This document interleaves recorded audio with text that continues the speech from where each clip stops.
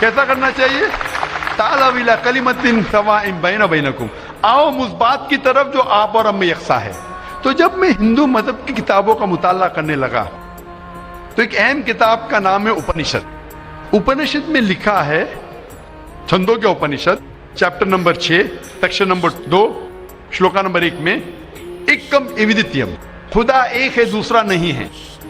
जब हम पढ़ेंगे श्वेताश्वेतर उपनिषद चैप्टर नंबर 6 श्लोका नंबर 9 में, नाचस्य कसिज जनिता न चदीपा, ये संस्कृत कोटेशन है जिसके मानी है उस खुदा, उस ईश्वर का कोई रब नहीं, उस ईश्वर के कोई वालिदैन नहीं, उसके ऊपर कोई नहीं है, उसकी वालदा नहीं, उसके वालिद नहीं है। लिखा है श्वेताश्वेतर उपनिषद में चैप्टर नंबर 4 श्लोका नंबर 19 में, न तस्य प्रतिमा अस्ति, उस ईश्वर की कोई प्रतिमा नहीं। प्रतिमा संस्कृत में होता है अक्स, photograph, painting, picture, idol, statue, sculpture. न तस्य प्रतिमा अस्ति, उस ईश्वर की कोई प्रतिमा नहीं, कोई अक्स नहीं, कोई पिक्चर नहीं, कोई फोटोग्राफ नहीं, कोई पेंटिंग नहीं, कोई आइडल नहीं, कोई स्कल्पचर नहीं, कोई स्टैच्यू नहीं। और ये आप आगे पढ़ेंगे, ये वही चीज लिखा हुआ है यजुर्वेद में। वेद हिंदू मजहब की सबसे ऊंची किताब है। यजुर्वेद में लिखा है चैप्टर नंबर 32 श्लोका नंबर 3 में, न तस्य प्रतिमा अस्ति, उस ईश्वर की कोई प्रतिमा नहीं, कोई अक्स नहीं, कोई फोटोग्राफ नहीं, कोई पेंटिंग नहीं, कोई पिक्चर नहीं, कोई स्टैच्यू नहीं, कोई आइडल नहीं, कोई स्कल्पचर नहीं। तो जब आप हिंदू मजहब की किताबों का मुताला करते पता चलता है हिंदू मजहबी किताब में भी लिखा है खुदा एक है, उस खुदा का कोई अक्स नहीं। और ब्रह्म सूत्र जो हिंदुइज्म का है वो एकम ब्राह्म द्योत्या नास्ते नैना नास्ते किंचन, भगवान एक ही है, दूसरा नहीं है, नहीं है, नहीं है, जरा भी नहीं है। There is only one God, not a second one, not at all, not at all, not in the least bit. तो इस जरिए से मेरा मुताला शुरू हुआ। सबसे पहले देखिए करने लगा मैं कि हिंदू मजहब की किताब में ईश्वर का क्या जिक्र है, भगवान। हाँ, तो ताल इला वकल में सवाइन बैन बैनकुम, आओ उस बात की तरफ जो हमारे और तुम में एक सा हो। तो यहाँ पे जाकिर नायक जी हमारे हिंदू धर्म से जो भगवान के निराकार स्वरूप का जहाँ पे वर्णन है केवल उसी को लिए हैं। भगवान के सगुण साकार का जो वर्णन है उस बात को ना तो कुरान से ही ले रहे हैं, ना तो हमारे धर्म की किताब से ले रहे हैं। उदाहरण के तौर पे जैसे कुरान में ही भगवान के सगुण साकार का वर्णन जहाँ पे आया है उसको ये नहीं कह रहे हैं, ना तो मान ही रहे हैं। जैसे जब अल्लाह जी 6 दिन में इस कायनात को बनाया, 7वें दिन तख्त पे जा बैठे, तो बैठने वाला कौन होगा? शरीरधारी होगा ना। उन्होंने आदम को बनाया अपने दोनों हाथों से। जब इब्लिस उनको सजदा किया तब जो है उन्होंने कहा था कि तुम क्यों करने से मना कर रहे हो, इसको मैंने बनाया अपने दोनों हाथों से। क़यामत के दिन भी अल्लाह जी उतरेंगे इस अर्श पे तो 4 फरिश्ते उनके तख्त को थामे रहेंगे। क़यामत के दिन अल्लाह जी के हाथ में एक मुट्ठी में पृथ्वी, एक मुट्ठी में आकाश होगा। और जब मोहम्मद जी को फरिश्ते लेके गए थे 7वें आसमान पे तो पर्दे के पीछे उन्होंने अल्लाह जी से बात किया था। तो बात करने के लिए इंद्रिय होना चाहिए, तभी ना मुँह होना चाहिए, तभी ना बात करेंगे। मन भी होना चाहिए, बुद्धि भी होना चाहिए, शरीर भी होना चाहिए। बात तभी कर सकते हैं जब हम सुनेंगे, यानी सुनने के लिए कान भी होना चाहिए, मतलब शरीर होना चाहिए।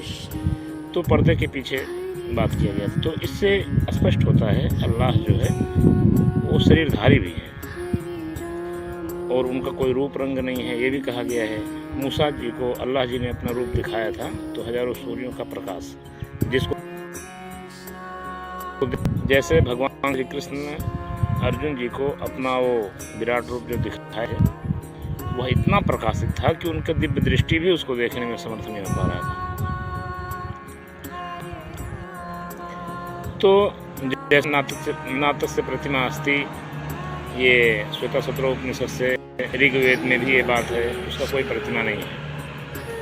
ये भगवान कहते हैं ये तो अक्षरम ब्रह्म निर्देश अव्यक्तम पर्युपास्ते, जो अविनाशी ब्रह्म है, अनिर्देश से है, जिसका निर्देश भी नहीं किया जा सकता है, जो सर्वव्यापी है, अचल है, कुटस्थ है, निश्चय ही है, तो वह तो हमारी आत्मा ही है।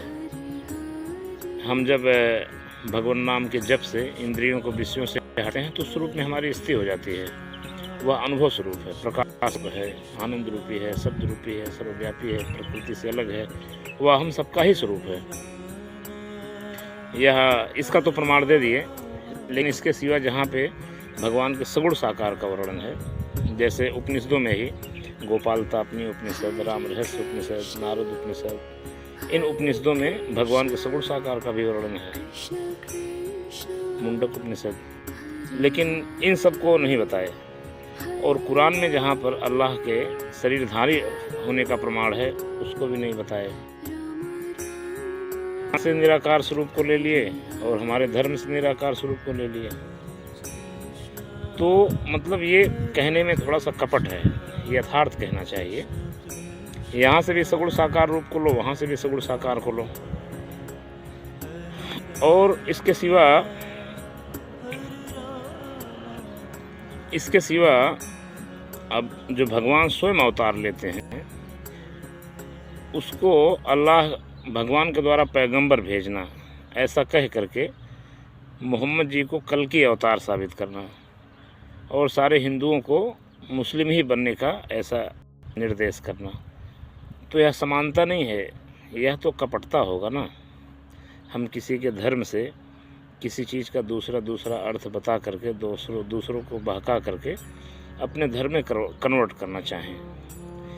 निष्पक्ष बात तो होता जब कुरान में भी अल्लाह के सगुण साकार होने की बात को वहाँ से निकालते, हमारे धर्मों में भी सगुण साकार की बात निकालते, और जहाँ भी भगवान कहते हैं मैं स्वयं अवतार लेता हूँ, अजोपि सन्नभ्यात्मा भूता नामेश्वरोपि सन्, चौथे अध्याय का 6वां श्लोक में, अजन्मा अविनाशी होते हुए, संपूर्ण भूत प्राणियों का ईश्वर होते हुए, प्रकृति को अधीन करके अपनी योग माया से प्रकट होता हूँ। जब जब धर्म की हानि होता है, अधर्म बढ़ता है, तब तब मैं अपने रूप रचता हूँ। चौथे अध्याय का 6वां-7वां श्लोक। तो स्वयं भगवान अवतार लेते हैं। इसीलिए भगवान के जितने भी अवतार हैं, वो सब लोग अपने अवतार में अपने को भगवान दिखा करके सबको अपनी भक्ति का ही उपदेश किए हैं। लेकिन यहाँ पर भगवान के अवतार को पैगंबर बताना और कल्कि को मोहम्मद साबित करना, ऐसा साबित करने के बाद अग्रसर करना, तो यह तो मतलब विवाद की बात है ना। अब इसको जो हिंदू विद्वान इसको सुनेंगे तो उनको तो अच्छा नहीं लगेगा कि हमारे धर्म के लोगों को बहकाया जा रहा है मुस्लिम बनाने के लिए, तो इसलिए यह पाखंड है। यही कारण है कि उनको देश से भागना पड़ा, उनकी संपत्ति भी जब्त कर ली गई। एक अच्छे मुसलमान की यह पहचान नहीं है कि कपट करे।